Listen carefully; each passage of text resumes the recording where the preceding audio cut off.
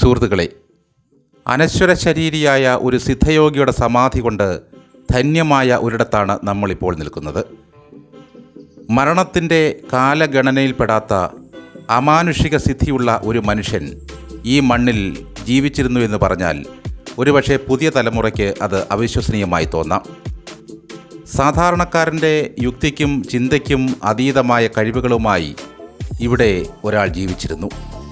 ഇന്ദ്രിയാതീതമായ സിദ്ധി വൈഭവങ്ങളുമായി ജീവിച്ച ശിവപ്രഭാകര സിദ്ധയോഗിയുടെ സമാധി സ്ഥലമായ ഓമല്ലൂർ പുലിപ്പാറ മലയിലെ കാഴ്ചകളാണിത്.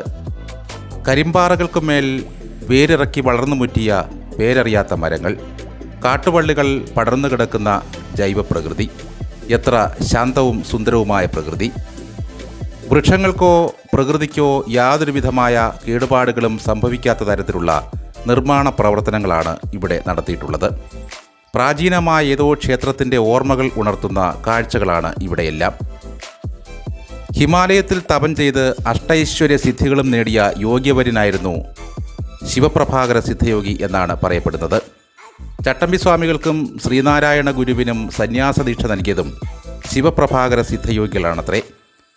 താന്ത്രികം, ആയുർവേദം തുടങ്ങിയ മേഖലകളിലും അദ്ദേഹം അപാരമായ സിദ്ധിവിശേഷങ്ങൾ നേടിയെടുത്തു. ശിവപ്രഭാകര സിദ്ധയോഗിയുടെ സമാധി സ്ഥലത്തോട് ചേർന്ന് നിൽക്കുന്ന ഈ കരിമ്പാറ കാണാൻ നൂറുകണക്കിന് സന്ദർശകരാണ് ഇപ്പോൾ പുലിപ്പാറ മലയിൽ എത്തിക്കൊണ്ടിരിക്കുന്നത്.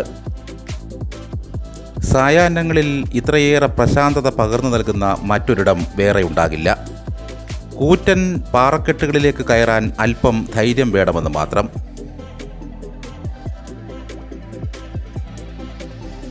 ഇവിടെ നിന്നാൽ പത്തനംതിട്ട നഗരത്തിൻ്റെയും സമീപസ്ഥമായ സ്ഥലങ്ങളുടെയും ഭംഗി ആവോളം നുകരാവുന്നതാണ്.